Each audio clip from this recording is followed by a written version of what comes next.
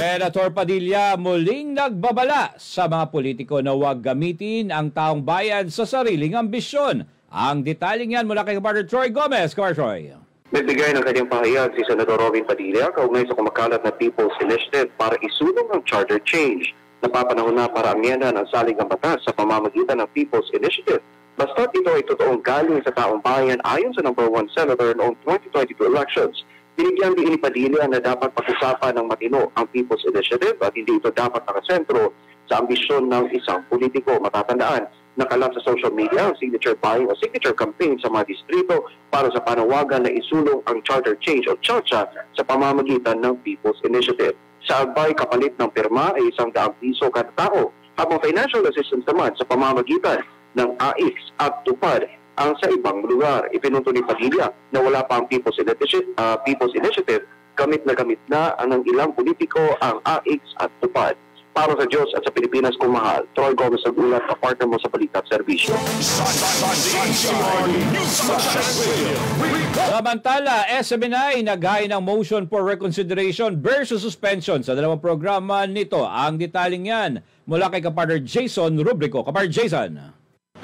Tumungo sa tanggapan ng National Telecommunications Commission o NTC at Movie and Television Review and Classification Board o MTRCB nitong Huwebes ng umaga. Ito ay para maghain ng mga moisyon laban sa magkakahiwalay na suspensyon na ipinataw ng NTC at MTRCB. Pinatutukoy ng mga abogado ng SMNI sa NTC ang mga umano'y eksaktong paglabag ng network dahilan para ito ay patawan ng 30-day suspension sa radyo at free TV. Partikular sa inihain ng network ang motion for Bill of Particulars para malaman mula sa NTC ang grounds ng suspension. As we're asking the NTC to explain ano yung mga violation para masagot namin. Sa tanong kung pinapahulaan ng NTC sa SMNI ang umano'y nasilip na mga paglabag, pabirong sagot ni Atty. Rolex Suplico na dudulog sila sa manghuhula para malaman ang sagot. Ano bang kasalanan namin?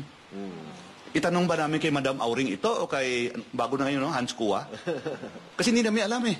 Nilinaw naman ng mga abogado na iba ang bagong petisyon sa naunang inihain na petition for inhibition laban sa 3 opisyal ng NTC. Isang motion for reconsideration naman ang inihain ng SMNI kaugnay sa suspensyon sa 2 programa nito na Laban Kasama ang Bayan at Gikan sa Masa para sa Masa ni dating Pangulong Rodrigo Duterte. Ang argument natin, number 1, freedom of press, freedom of expression, and on public issues, we have the right to be informed of the nature and cause of the accusation. Kung hindi sila makapresenta ng clear and present danger rule as a basis for the ruling, the presumption will prevail. And that presumption is the ruling of the MTRCB are presumed unconstitutional.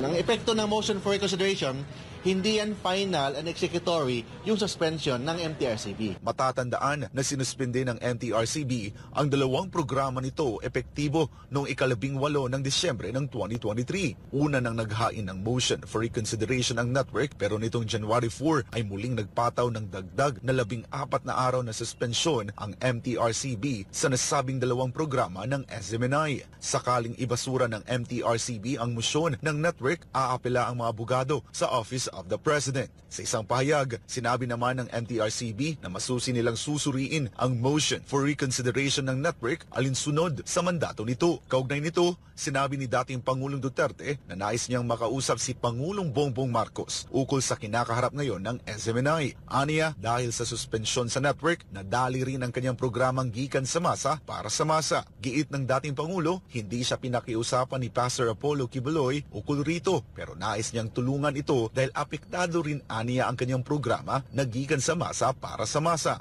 Kasi nadali yung aking Gikan sa Masa.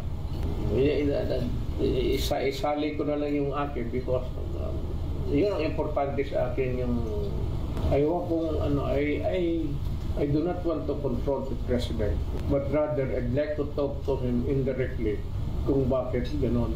Tapos, para sa I'm concerned, I have not crucified him, not even criticized him severely. Maybe commented on the directions that the government is proceeding. Samantala, ayon kay Presidential Communications Office Secretary Cheloy Garafil, bukas ang Malacanang para sa nais ni Duterte na pakikipagdialogo sa Pangulo. May patutsada naman ang mga abogado ng SMNI laban sa mga nasa likod ng pagpapasuspinde ng mga nasabing programa at sa operasyon ng network. Simple lang sinasabi namin dito, huwag kayo balat sibuyas. Huwag kayo maging balat sibuyas. Yun lang ang sinasabi natin dito. Maraming salamat, Kapartner Jason Rubrico. At para dagdag balita naman, mga kapartner, pagkadismaya ng mga retiradong general laban sa gobyerno hindi na bago. Ang detalye yan mula kay Kapartner Paul Montebon. Kapartner Paul. Naniniwala si PNP Chief Police General Benjamin Acorta Jr. na hindi na bago sa kasaysayan ng organisasyon na may mga dismayadong opisyals sa pamamalakad sa isang bansa. Ang General Acorta, karapatan naman ng sinuman na magpahayag ng kanilang saloobin at hindi na ito pipigilan. Pero giit ng general bilang pinuno ng pambansang pulisya, hindi niya hahayaan na may isa sa kanilang mga kasamahan na may tanim na galit sa gobyerno sa kabila ng mga pribilehiyong tinatanggap mula sa pamahalaan. Kaya naman sinisikap niya na ibigay ang pangailangan ng mga ito na hindi nakikokompromiso ang kaligtasan at seguridad ng komunidad. Nauna nang nilinaw ni PNP Chief General Acorta na buo ang kanilang suporta kay Pangulong Bongbong Marcos at sa konstitusyon kung kaya patuloy nilang kinukundina ang mga nais na pabagsakin ito. Para sa Diyos at sa Pilipinas, pagmahal, nag-uulat Paul Montebon, SMNI News. Ay sa tupad, ginamit para makahikayat na dagda para sa isinusulong na charter change. Ayon yan kay Atty. Panelo. Ang detalye ng balitang yan, alamin natin kay kapartner Angel Pastor. Kapartner Angel. Wala sa interes ng mayoriya ng mga Pilipino ang pag-amienda ng saligang batas. Ito ang pananaw ni dating Presidential Legal Counsel Attorney Salvador Panelo kung kaya'y ginamit ang Assistance to Individuals in Crisis Situation o AICS at tulong panghanap buhay sa ating disadvantaged displaced workers o TUPAD program upang hikayatin ng publiko na suportahan ang isinusulong na People's Initiative sa Charter Change o CHACHA. Yan ang sinasabi ko na yan ang incentive nila, encouragement na sumali. Kasi hindi magkaka-interest yan. Maniwala kayo. Hindi interesado ang tao dyan. Gusto nila actual. Now, if you want to induce them, bigyan mo na incentive para sumali sa People's Initiative. Sa isang video na kumakalat sa social media sa Quezon City, sinabi na ang AICS at TUPAD program ay magiging ganap na batas sakaling mabago ang konstitusyon. Sa kabilang banda, nilinaw naman ni Panelo na hindi ibig sabihin ng paglagda ng mga ito ay mapapalitan na ang saligang batas. Iyon ay pag-initiate lamang ng isang plataforma o venue na gagawin yung pagbalangkas ng saligang batas. Pag yun po ay nabuo, ang boboto niyan tayong lahat na registered voters. Simula pa lang yan. Samantala, kaugnay naman sa TV commercial ng Charter Change, sinabi ni Panelo na kailangang maipaliwanag sa taong bayan ng maigi ang pagpapalit ng saligang batas at kasama na rin dito ang paggastos. Alam nyo, pag meron kayong i-initiate na isang proyekto, kailangan nyo ng pera. Whether you like it or not. Because if you're introducing a program that will encourage people to participate, kailangan may impormasyon ka muna. Ilalatag mo yan, ilalahad mo yan, i-advertise mo, papaliwanag mo, bakit? Kailangan mo ng pera. Now, sino ba ang mga nasa likod niyan? Siyempre, yung mga interesadong magkaroon ng revision ng konstitusyon. Magugunita na may ilang kumwestiyon kung sino ang nasa likod at kung saan galing ang pondo para sa TV commercial ng isinusulong na CHACHA. Para sa Diyos at Pilipinas, kung mahal, Angel Pastor, SMNI News.